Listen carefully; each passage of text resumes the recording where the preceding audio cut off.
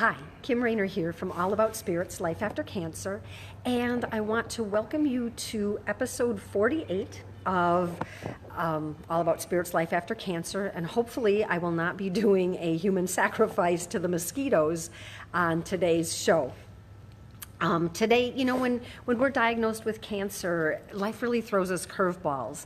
It impacts everything from our social life to our family life to our careers. It impacts everything. And stepping back into life after cancer isn't always easy. So I created this show to help people who are trying to navigate that course, or actually navigate anything in their life where they were thrust out of their norm and are just trying to figure it out. Hi, Beth. Thanks for joining this morning. So today's show is called Downtime for Healing, and I chose this topic because I was on vacation last week, and I had said, the previous week that, maybe I would be able to broadcast, maybe I wouldn't, and circumstances dictated that I wasn't able to. We were on vacation on the East Coast and were forced to evacuate and ended up going to Kentucky instead of the beach, and we were in the foothills of the Blue Ridge Mountains down in Kentucky, and there was no phone coverage, there was no internet coverage, so it really forced me to not do my broadcast. And it got me thinking about, what life looked like for me right after cancer and how challenging it was for me to take downtime. And that is not just after cancer. That was my whole life. I was part of the busier the better, and wore busyness like a badge of honor in my world. So the whole idea of taking time to be off and taking time for downtime has been something that's been a challenge for me. And I'm sorry for the wiggles. The mosquitoes are really bad out here, even slathered with bug spray. So, as I was preparing to do this week's show, one of the statistics that I ran into was a third of the American population that was surveyed said that they don't feel like they have enough time to handle the stuff that goes on in their life. They don't have enough time to get things done. And that happens because our work lives end up bleeding into our home life, and we end up in this constant stream of stress and this constant sense of activity and being plugged in with our cell phones and our iPhones and our iPads and our computers, every moment of every day, it increases that. It makes it that much worse. And, we end up feeling stressed out. We feel overwhelmed. We feel like we're not doing a service to work. We're not doing a service to our family, to our kids. And all of that has such a huge impact. And, I don't have to be the 10,000th person to tell you the impact that stress has on our health. We know that it contributes to diabetes and cancer and heart disease and just all sorts of stuff. So, I don't need to go in and prove that one more time. We just know that that's the truth. So some of the things that we recognize, or I recognize when I'm in that mode of, I'm feeling overwhelmed, there's too much going on for me. It has to do with, waking up in the middle of the night and wondering, wow, did I get everything done that I was supposed to? Or I find myself randomly eating when I'm not hungry. Or I find myself irritated and annoyed and agitated with people that I normally enjoy spending time with. And it's like, okay, so what do I do about all of this stuff? How do I unpack this? How do I start to change that stuff? Oh, hang on, mosquito patrol. So some of the ways that I found to, take back my time and to reduce some of that stress, that's what I'm going to talk about today. And there's like 7 things that I came up with. One of them was to stop telling people how busy I am. Another one was to take time to cook, keeping a time diary, letting go of perfectionism, finding ways to subtract things from my life, not adding more things to it, actually literally scheduling playtime, and then reframing, my perspective and my priorities about things. So the first thing that I mentioned is stop telling people how busy I am. And there's two reasons that I really recommend that. One of them is it really stops people from inviting me to do playful things. It stops people from asking me, hey, you want to go for a bike ride? You want to go for a walk? You want to go and have a cup of tea?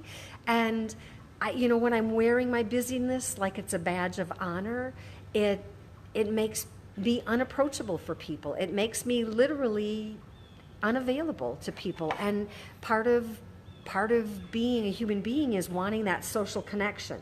And it reinforces the busyness badge. It reinforces that idea that the busier I am, the better I am. So that was the first thing that I came up with. The second thing on my list was taking time to really cook. So I got rid of my microwave, I guess a little bit over a year ago. And doing that, and I'm not recommending that you get rid of your microwave, but one of the consequences of that was it really caused me to slow down and take the time to cook. And there's something that's really, really peaceful about taking fresh food and preparing it and then allowing it the time it needs to cook on the stove or in the oven or on the grill. And I found that there's something really relaxing about that for me. It also gave me the opportunity to eat fresher and healthier food, which is absolutely good for my health. It's good for reducing stress, and it's also a beautiful way to invite people into your space. When you take the time to cook with other people, there's something about being in that community. There's something about being with people that is rejuvenating, and it is a sense of downtime. So, taking the time to really cook, was something that was helpful for me. The next thing, and this is kind of a game changer, it's keeping a time diary. And keeping a time diary is similar, if you've ever gone on a diet or you've ever, done anything like that, they tell you to keep a food journal. And keeping a time diary is really similar to that. And it's an invitation to take 1 week and record everything that you do and the time that you're doing it. And then to categorize it, to say, is it part of my career, my work? Is it part of housework and maintaining my household? And that would include things like shopping and cooking and laundry and checking the kids' homework and that kind of stuff. And then, does it have to do with family time? Does it have to do with play and conversations with my partner, or spending time with the kids, that kind of stuff? And then leisure time, which would be, playing, going for bike rides, going for walks, doing yoga for me, swimming, that kind of stuff. And one thing I would caution you is to not make too many categories for your list, because that just makes it convoluted and confusing. So really figuring out, what do you spend your time doing? If you're spending time watching TV, that's leisure time. Watching movies, that's leisure time. And really looking at how am I spending my time? Because when I have a real clear idea of what I'm doing with my time, that's what's going to give me the opportunity to make adjustments to my time. And one of the things that I found when I actually did that was I spend a lot of time doing ridiculous things that nobody really cares about, like tidying things up and moving things from one room to another and arranging things. And it's like, man, I live alone. Why am I tidying this up like this? Why am I spending my time doing this? So I got to learn some things about how I spend my time.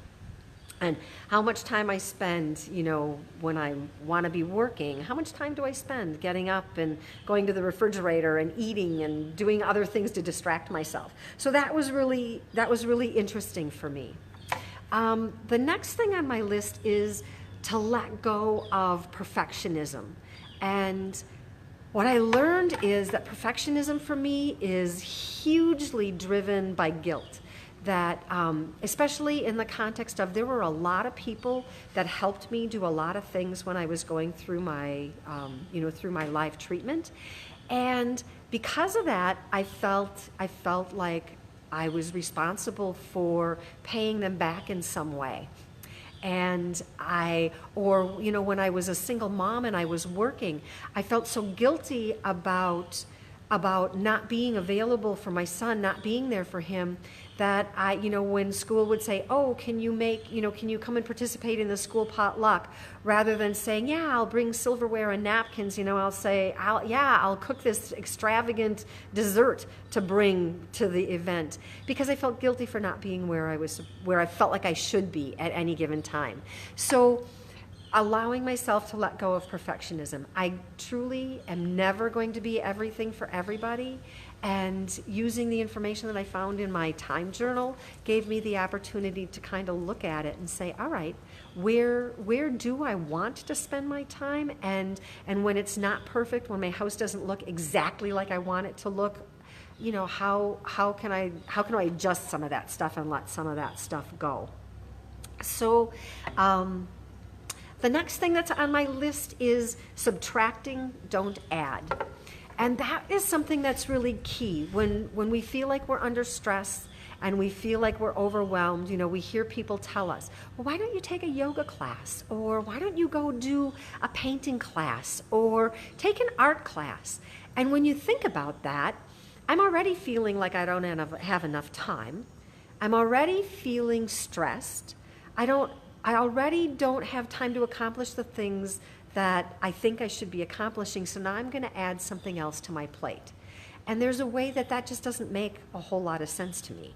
And so finding ways to subtract, don't add. How can I do that? Well, one of the things is to really look at what I'm doing and what I can take off my plate. So one of the things that I take off my plate is I shut off my technology an hour before I go to bed.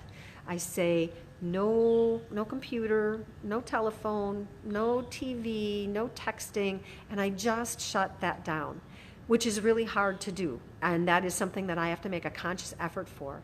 And the next thing that I'm doing with that is to say, okay, there's one day a week that I am going to disengage from technology altogether. And I'm going to let my family and friends know that this is the day that you're not going to be able to reach me on text or on the computer. I'm not answering emails that day.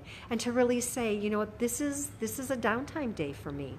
And the more we read about how technology, there's an addiction to it and stuff, it just seems like that's a really logical and healthy thing to do. So I'll keep you posted on how that works for me.